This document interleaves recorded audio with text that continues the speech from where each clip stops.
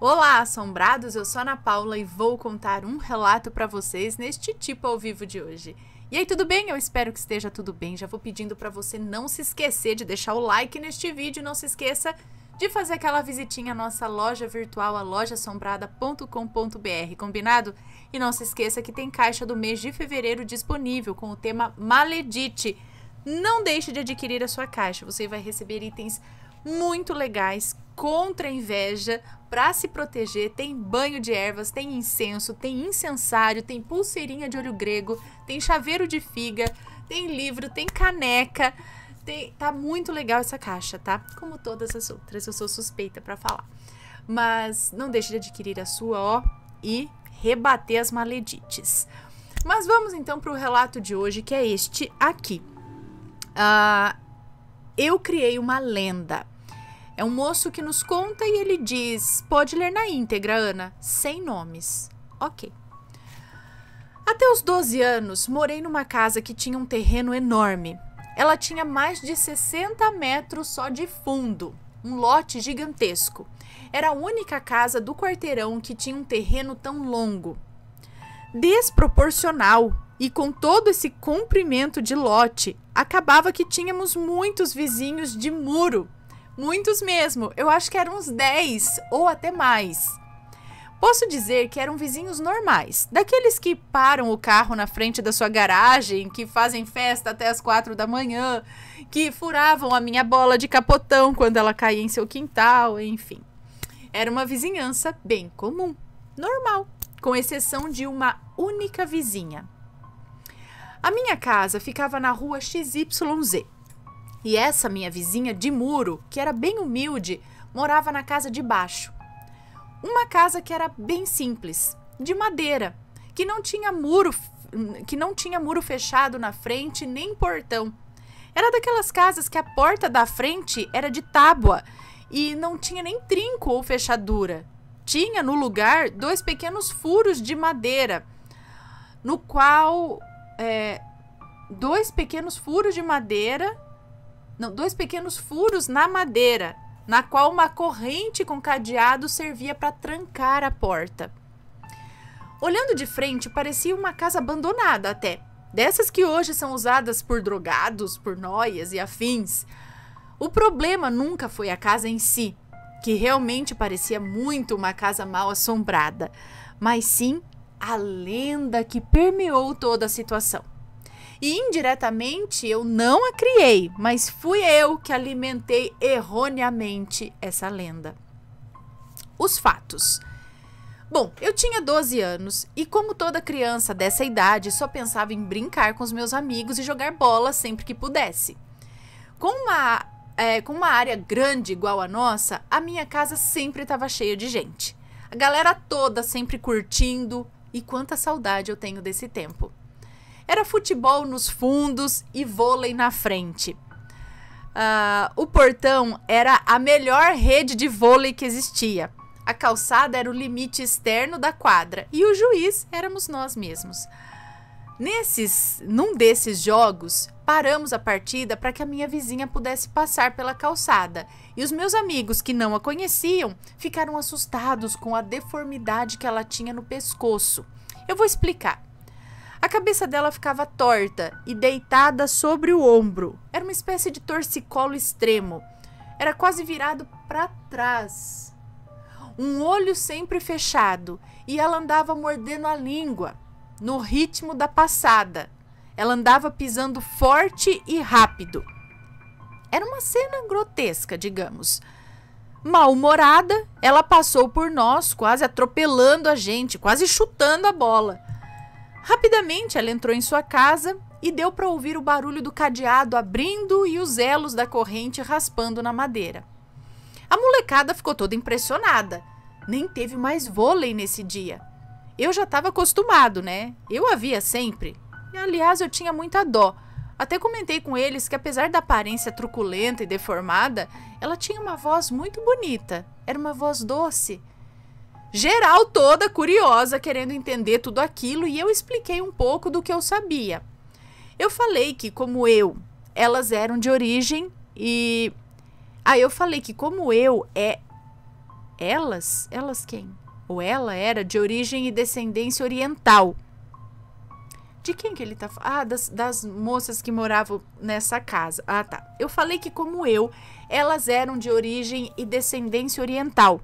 Sempre reclusas e muito reservadas. Expliquei que na casa antigamente eram 4 quartos, eram 4 pessoas, na verdade.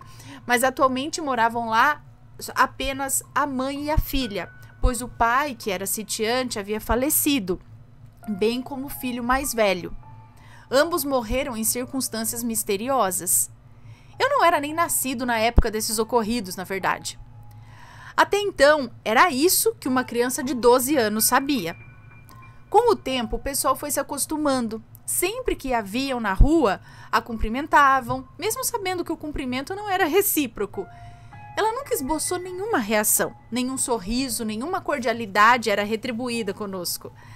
No fundo, a gente tinha dó. Eu acho que sentíamos um pouco da vida sofrida dela. Enfim, não deve ser fácil ter uma deformidade física tão grotesca. Estranho que, enquanto tínhamos dó da filha, tínhamos muito medo da mãe. A mãe era uma senhora magra, bem franzina.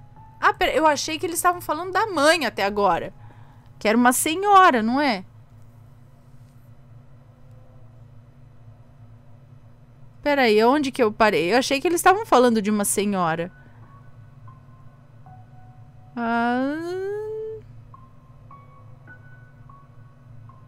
Bom, não sei. Então, quem tinha o torcicolo tudo era a filha? Vamos ver.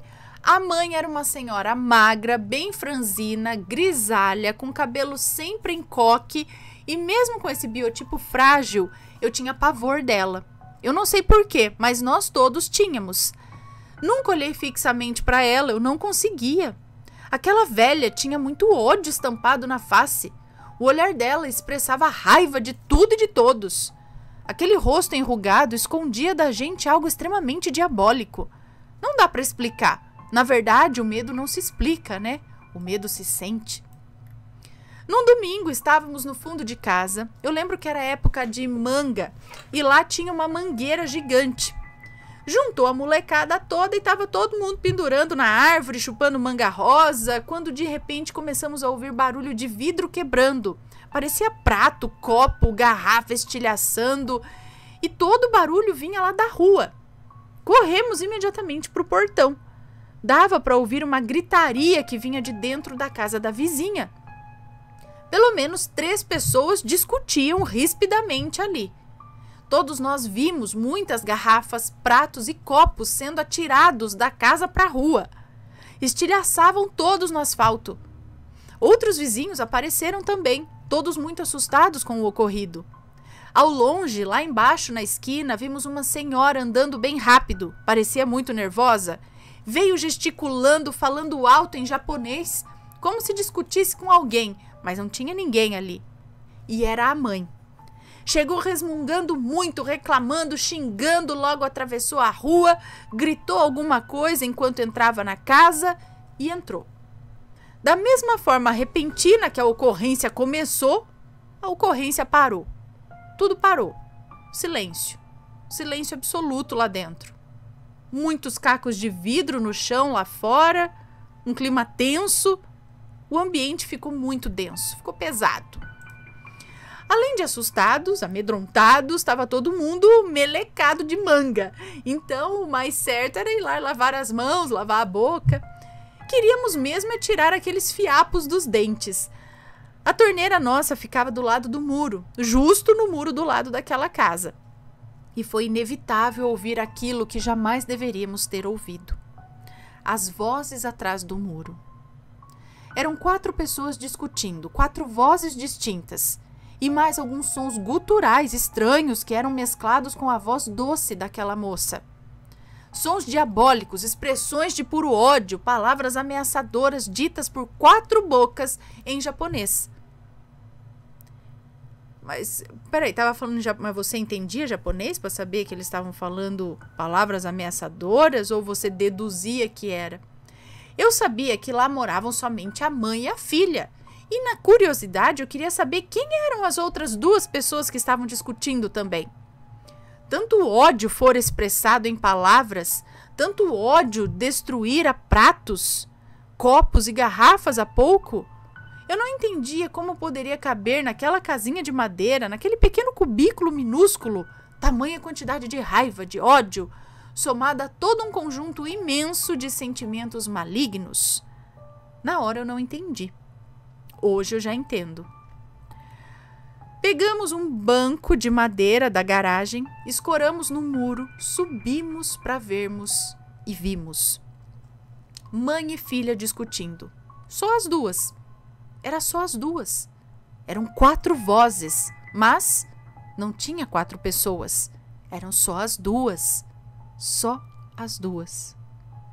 Da filha saía uma voz masculina, grossa, ameaçando a mãe. E deu medo.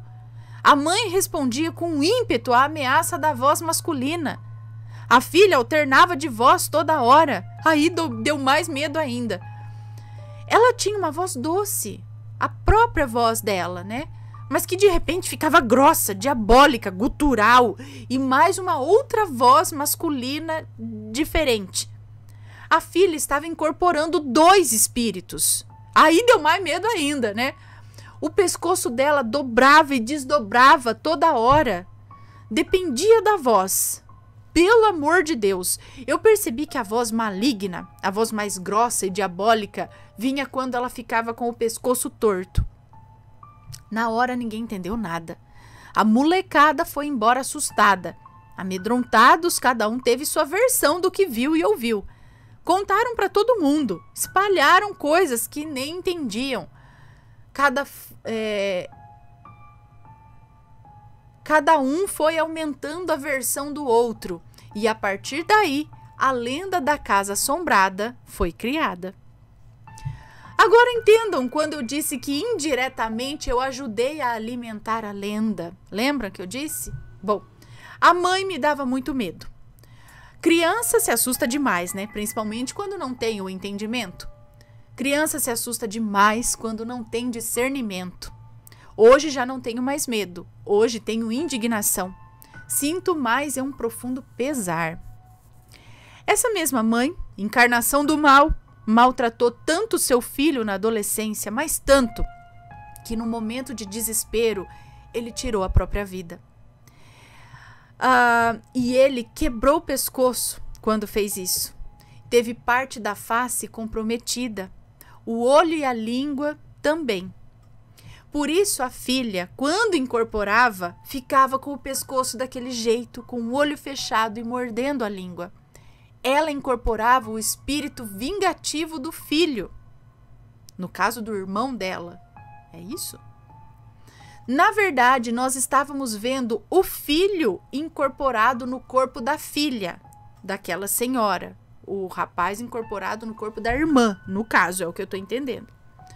Sem saber, éramos testemunha do confronto entre a alma exaurida do filho, que cansada de sofrer no mundo terreno, se desapegara então da matéria humana, através, tirando a própria vida, e agora, após sua morte, se incorporava então a irmã, exigindo da mãe algo que nem ela poderia dar. A explicação do porquê ser tão má. Eles tinham um pequeno sítio próximo à estrada da cidade, próximo à entrada da cidade. E de tanto desgosto nessa convivência e após lamentar a morte do filho, o pai infartou e faleceu voltando a pé desse sítio. Demorou alguns dias para encontrarem o corpo, pois a mãe nem deu queixa do desaparecimento dele. Mulher ruim, miserável, não fez velório nem enterro decente para o próprio marido. Gostaria de terminar esse relato com uma reflexão. Todos julgamos pelo que vemos exteriormente. Julgamos um livro pela capa. Julgamos o conteúdo pela embalagem. Isso é errado. Por causa do estado de abandono, por ser feia, todos chamavam a casa de mal assombrada. A casa não teve culpa nenhuma. A casa não era má, mas foi julgada pela capa, pela sua fachada, e foi condenada por tudo e por todos. Recebeu a fama e a culpa, virou lenda. A culpa era exclusivamente do ser humano, que é ruim por natureza. A mãe era a vilã, a mãe era má. Entendam que nem sempre o mal está escancarado. Às vezes o mal habita e se esconde atrás de algo franzino, frágil e delicado. Uma senhora. Às vezes o mal não está na imponência bruta de uma sólida fachada de uma casa abandonada, mas sim estará lá, escondida atrás de um simples muro. Enfim. Então, eles tinham medo da casa, achavam que era casa mal assombrada, porque era daquele jeito, mas na verdade... Mas realmente era assombrado ali as pessoas ali eram assombradas por conta do filho, e pelo jeito também tinha uma outra voz masculina, o marido também, os dois falecidos, vira e mexe, vinham incorporar. Então, quando vocês viram, toda vez que vocês viam a mulher com o pescoço dobrado, ela estava incorporada com o irmão? Mas vocês sempre viam ela desse jeito? Ou não? Enfim, agora não lembro. Hein? Que tenso. Que tenso. E aí, pessoal? O que vocês acham da situação? E esse filho que acabou virando um obsessor até da irmã e da mãe através da irmã. Gente, isso precisava ter um... E aí, depois, como que acabou isso? Continuou isso aí? Porque ele tinha 12 anos, morou lá até quando? E isso perdurou por quanto tempo? O que aconteceu depois? Agora ficamos curiosos. Bom, pessoal, esse foi o relato de hoje. Espero que tenham gostado. Um grande beijo para vocês e a gente se vê no próximo relato. Fui!